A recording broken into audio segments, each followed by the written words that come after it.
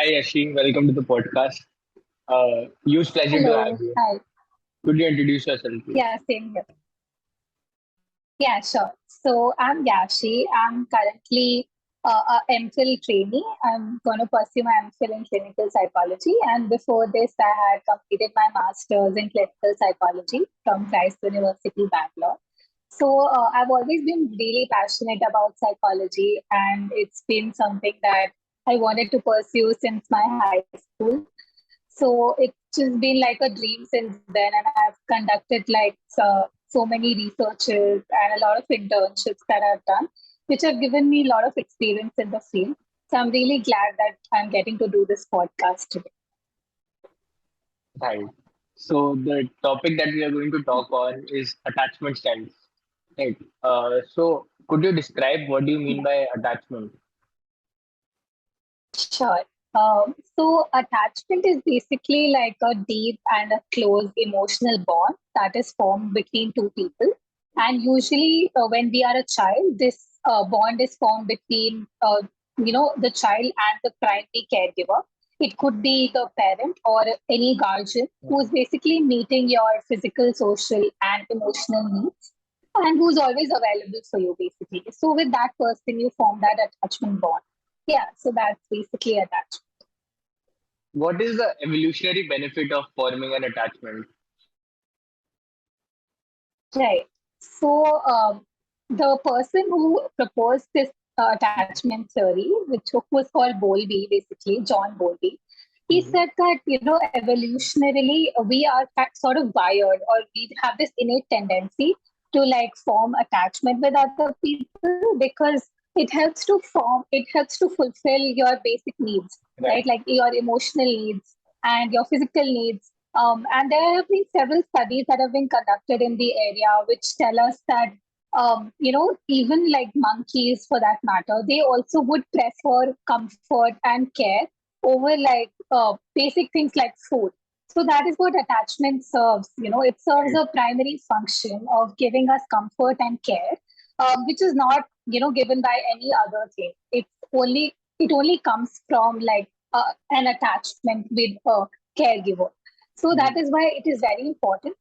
And also, studies have shown that people who have like formed healthy attachment bonds have survived in a healthy way and like are happier, are thriving in their lives. So that way, it sort of, if you look at the natural selection process, those people also tend to survive longer, who have healthy attachment bonds. Right. And that is why it has an evolutionary benefit. So, yeah. So what is the meaning of attachment style and what are its various types? Right.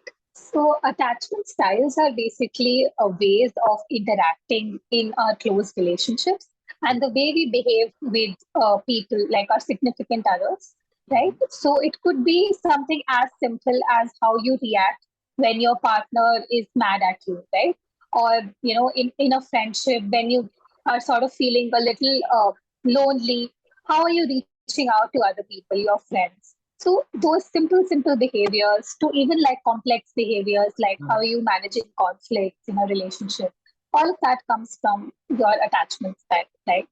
And attachment styles are formed in our childhood when we are, baby, how the way our parents um, fulfill our needs, how they behave with us, all of that determines our attachment style, Mhm. right? And I would say that attachment styles have different types.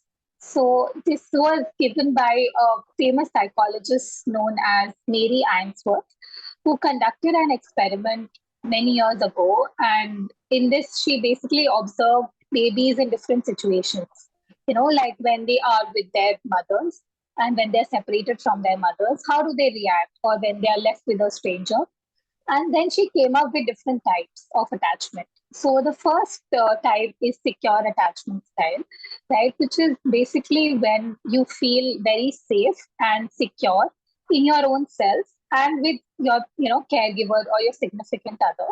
So this is basically when, as a child, your parents were available for you when you needed them, Mhm. and they also allowed you to explore. Like, so there was a balance, basically, right? Right.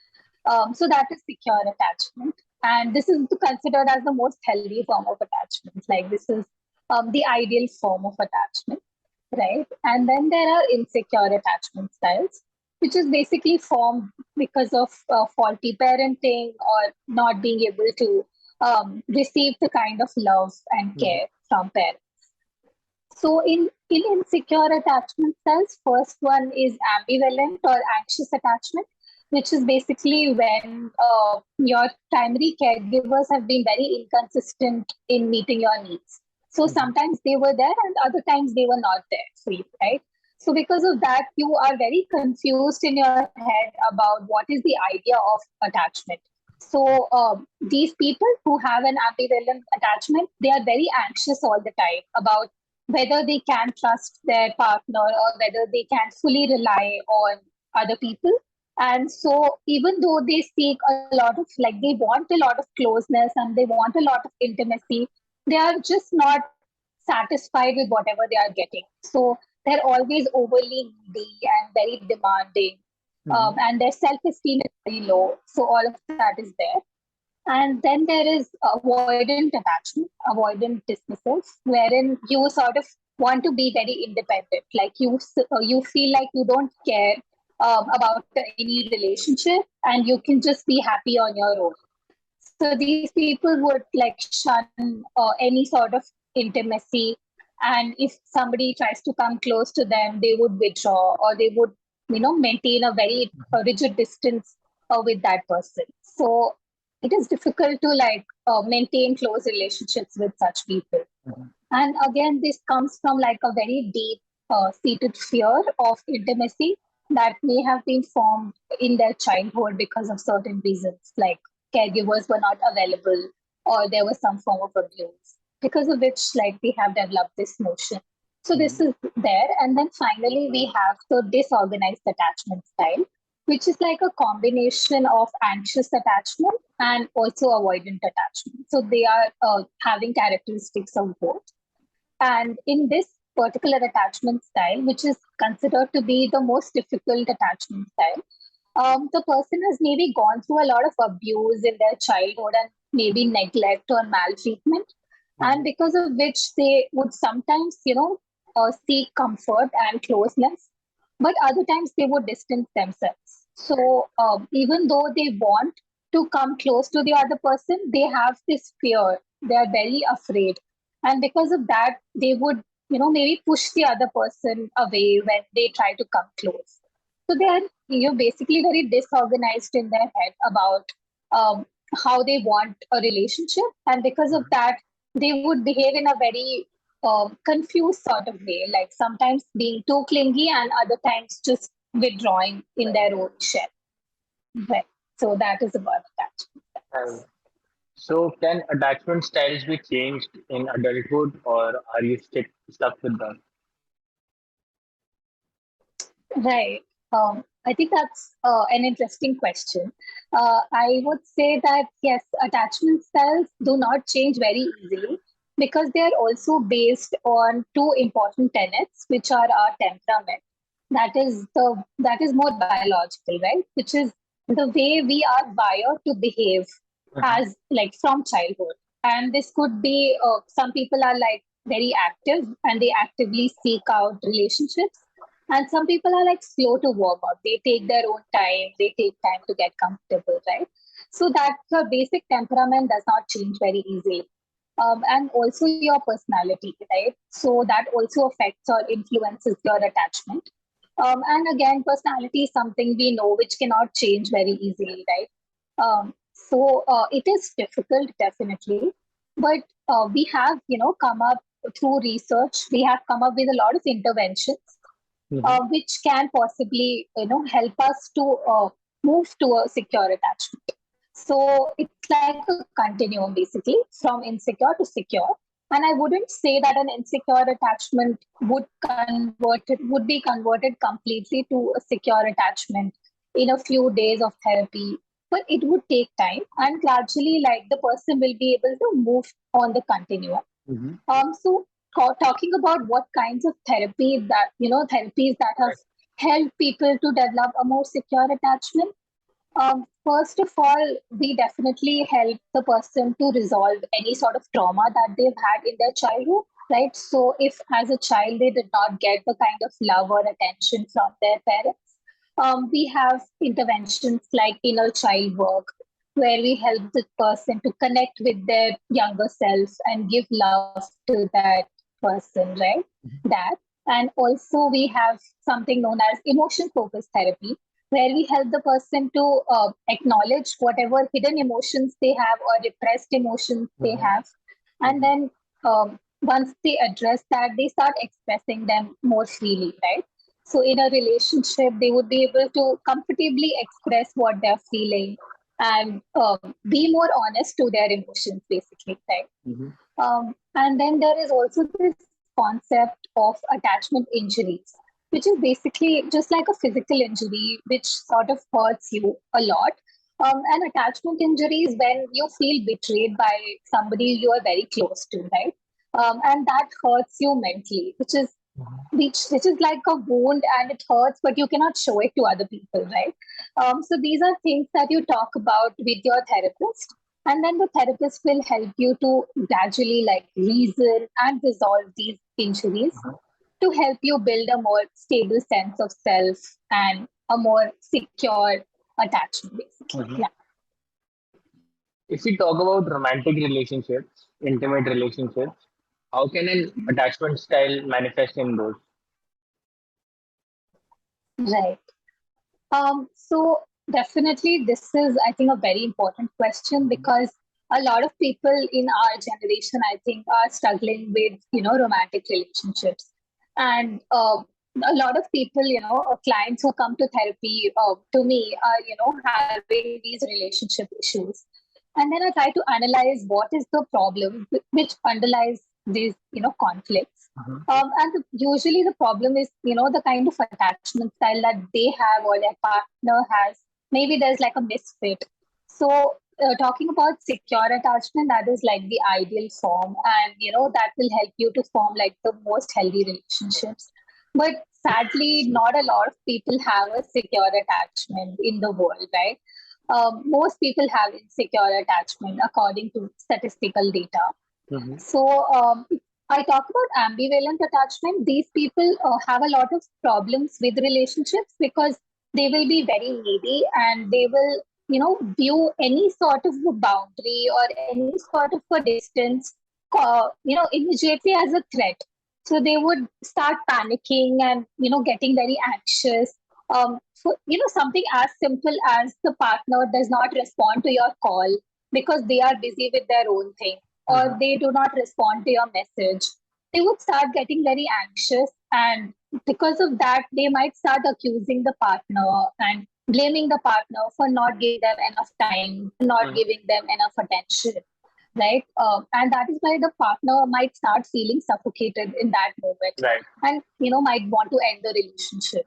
Mhm. So that could be a problem. And somebody who has an avoidant attachment, again, it's very difficult to like form a relationship because they would constantly be very uncomfortable in expressing their emotions and their things that are bothering them. They would not share anything basically with their partner. And then the partner would feel like, what is even happening? Like, am I in a relationship with this person? This person does not tell me anything. Mhm. And often what happens in avoidant attachment is that these people might, detach very quickly. So if they feel like the other person is coming too close, they would start detaching and they might even engage in affairs with other people or might start cheating on their partner because they don't want to like have that kind of a close bond, like an enmeshed bond. And then somebody with a disorganized attachment is like completely, I mean, I would say that it's very, very difficult to like have a relationship because these people, might even engage in abusive behaviors because they have been abused when they were a child or they were not, their needs were not met. So as an adult, it's very much possible that they are also engaging in similar behaviors, Mhm. right? Sometimes they are, showing love, but at other times they are not, or at other Mhm. times they are abusing the person and being aggressive, just like they were treated. So that's why it becomes very difficult to date such people and or even sustain these marriages. Mm-hmm. And it would lead to breakup or a divorce. It's very likely. So yeah, that's what Right. I think. How it gets married. So, what is your specialization and how can one contact you? Right. So I'm still like on the path of Mm-hmm. figuring out what is something that I want to specialize in. But as of now, I am like taking clients. I am taking therapy. So in that, I definitely am fascinated by trauma work and Mm-hmm. helping people to resolve any sort of unresolved trauma that they've had in their life. That and also like I am very passionate about attachment. So anybody who has had any problems with their attachment styles or the way they were treated as a child by their primary caregiver, all of those things are something that I really like to work with. Mm-hmm. Right. So yeah, and also emotion focused therapy and a little bit of cognitive behavioral therapy is Mm-hmm. what I also mix in my work as a therapist. Right. And talking about how one can reach out to me, um, I think they can like either email me, Mm-hmm. and my email ID. It'll be great if we could mention that in the description Sure, box, sure, right? sure. When we Yeah. post. Yeah. And also through LinkedIn. So Mm-hmm. my they can reach out to my account from the name of Yashi Goel, and they Mm-hmm. can like send me a request, and I'll be happy to like connect. So yeah, Okay, so aside from intimate romantic relationships, how else can attachment styles manifest? right. Yeah, so this is something that we do not talk about a lot, right? Because we often associate attachment with romantic relationships Mm-hmm. only. But then also like our friendships, they also are something that get affected by attachment Mm-hmm. because somebody with an ambivalent attachment might get very needy when they are with their friends, or Mm-hmm. if somebody becomes a close friend, they will start demanding a lot of their time and attention. And it is very much possible that the other person does not have that kind of time, right? Mm-hmm. And they start feeling, as I said, suffocated and might start to withdraw, Right. which might even further hurt this person who has like whose needs were not met properly as a child, and again somebody sort of like left them, so it hurts Mm-hmm. even more. But it becomes a cycle basically, Yes. right? And even with friends who have an avoidant attachment, Mm-hmm. it gets difficult because these people will not share things with you, they will keep things to themselves. And then as friends you feel like, should you even share your problems with them because they never share their issues, right? So that kind of a problem comes in, and then the friendship becomes very superficial, right? Because Mm-hmm. then you are never there for the other person and the other person is never there for you, right? So that and I would say that any sort of a relationship also, like how the journey progresses, depends on the attachment style of both the people, right? Mm-hmm. So if somebody is having an anxious attachment or an ambivalent Mm-hmm. attachment, and this person is paired with somebody who has an avoidant attachment, so I would say this is like a very unhealthy sort of a pair, because Okay. this person will constantly demand a lot of attention, right? And the other person would like push further and withdraw further. Now, this person is also getting hurt, and the other person is also getting suffocated. So you see, like this relationship does not have like a very great future. So like that, and somebody who has an avoidant attachment, and other person also has an avoidant attachment. Again, like both of them would never share anything with each other. They would constantly just move further away, which is not a very Mm-hmm. healthy form. On the other hand, somebody who has an anxious attachment paired with somebody who also has an anxious attachment might work well, because these will both the people will understand the other person's needs, and they will Mm-hmm. try to like make sure that they are available because they know how it feels when the other person is not there to meet their needs, right? That way. So that's the beauty of attachment, basically. And also in our relationship with our parents and family, Mm-hmm. a lot of times children who have had parents who do not meet their basic needs or who have been abused as a child tend to grow up and become very aggressive and become a little avoidant towards their parents. They might not want to interact with them at all because they have this hurt that they're carrying or the baggage that they're carrying. So that, and I would say the most important relationship that gets affected is your relationship with yourself. Mm-hmm. Because when you are having like a secure attachment, you have this very stable sense of self-worth, and it does not shake even if other people are not treating you well. But that's not the case with insecure attachment. So, for example, when you have an anxious attachment, your self esteem is very low. And it's Mm-hmm. also dependent on how other people are treating you in the relationship. So, if your partner does not respond to your calls or, does not talk to you very often, you start feeling like maybe I'm not good enough, maybe Mm-hmm. there is some fault within me because Mm-hmm. of which this person is not talking nicely, right? So you see, your self worth is dependent on other people, which is like not a very healthy thing, right? And in case of again disorganized attachment, they have a very negative sense of self worth. They feel Mm-hmm. like they do not deserve the kind of love or care that other people are giving to them. And in case of avoidant attachment, also their self worth is distorted, and sometimes these people develop this shield around themselves where they feel like, just me and myself, like I'm enough for myself. I don't need other people. So they would just try to fulfill their needs on their own, and they would not want other people to come into their close space, their close circle. So that's how the relationships get affected. Yeah. So, how can friends and partners show support towards those having insecure attachment styles?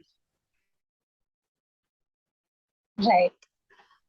So as a partner, if you feel like you can resolve the things on your own, like you can communicate and try to resolve Mm-hmm. the conflicts on your own, then well and good. But if you feel like it's getting out of hand, it's Mm-hmm. definitely a great idea to like seek couples counseling. That is also something that is very popular these days. So you can go to somebody who specializes in couple counseling or marital counseling, and then you can sit with the therapist and try to see where the other person, where the other person lies. Are they on the same page with you? Mm-hmm. If not, then what is the problem? You should you try to like communicate better? Should you try to give them some more space? Right. So that, and then also the therapist will help to resolve any sort of trauma that is leading to your unhealthy attachment, which is Mm-hmm. like the root cause for your unhealthy attachment, right? Which will help you to behave in a better way towards your partner. Mm-hmm. And as friends, also, I think it's just if you feel like the other person is not talking, about their own issues, you can just very gently go to them and sit with them and try to, ask or understand Right. that why is it so? Have they had any issues with their childhood, which is leading them to do all of it, like engage in these behaviors? So just try to like form a rapport and help them to open up, because Mm-hmm. even people with avoidant attachments, it's not like they don't want to have a close relationship. Yeah. So human beings are social animals, Mm-hmm. right? So everybody wants to have that intimacy, but it's just that they're afraid. They are afraid because they have had negative experiences. Mm-hmm. So if you try to talk to them and understand where they're coming from, you'll be able to like establish that rapport, which will help them to open up with you. Right. So yeah, that's how you can help. So, I want to ask you this question. I'm sure it must be very popular. How can parents cultivate a secure attachment style? Right. Yeah, it is a very popular question because these days, like parents also are becoming aware of things like mental health, and they want their child to like grow up as a secure adult who is good at their relationships and work and everything, right? So basically, I would say that it's not like as a parent, you have to take on a lot of pressure on you to always be there for your child or be the Mm-hmm. perfect parent. Because if you take that kind of pressure, it's very much possible that you start feeling, burned out at the end. So it's so secure parenting is not about being there for the child always. It's about striking a balance. It's Mm-hmm. about striking a balance between when you should be there for the child and when Mm-hmm. you should let the child explore and go out in the world. And sometimes it's okay for the child to fall and learn from their mistakes, right? So you should allow the child to explore and be free also. Mm-hmm. And that is important because if you are always there for the child, what will happen is the child will, start learning that, okay, I can always depend on my parent. And they will be, start to be a little dependent. So when they grow up, they will also expect that from other people, that Mm-hmm. this person will be there. But that's not always the case, right? And then it's possible that they will start getting hurt and develop an insecure attachment. So you have to teach your child that sometimes when you are in distress, I will be there for you. But you Mm-hmm. also have to learn to manage your own emotions. And I will help you in that. I will guide you how to do that. Right. And that basically comes down to communicating clearly with the child what they, are going through Uh-huh. and what the parent wants or expects from the child. Right. Not leave any expectations hidden, like a child does not score well in an exam, and then you suddenly, start hitting the child and be like, why didn't you perform well? So that will like cultivate a fear in the child that, okay, like I don't know what my parents expect from me and what should I do? So it's always good to like sit and communicate clearly and also attending to the small non-verbal cues of your child. For Mm-hmm. example, if the child is, crying as a baby or as an infant, if they're crying, there are still a little bit of variations that are there. Sometimes when the child is hungry, they might cry in a different way as compared to when they are feeling afraid or when they are, Mm-hmm. having a fear of Right. something. So you have to learn to like differentiate those subtle variations, which comes with time. Again, time Mm-hmm. and patience is the key. And I would like to sum this up with like a very beautiful quote that I came across, which goes like, each one of us are looking for the love that we were born to deserve, right? So as a child, we are born to deserve like some amount of love, but sometimes we don't get that. And then we are looking for it constantly throughout our lives, which leads to like basically an insecure attachment, right? So as a parent, you should know how to give that kind of a love and care to your child, even though again, it might mean that you might have to make some sacrifices in the initial few years when the child is small. You might have to like reduce going out a little bit without Mm-hmm. your child. If you are going out, take the child with you, right? Or be there for the child when they need you. Don't leave the child alone because that leads to like a lot of fear and just anxiety, which is not good for the child. Mm-hmm. So yeah, that's what. Right. So I would like to thank you for all the insights you have given today and for having such a lovely conversation. Yeah, Nice talking. totally my pleasure.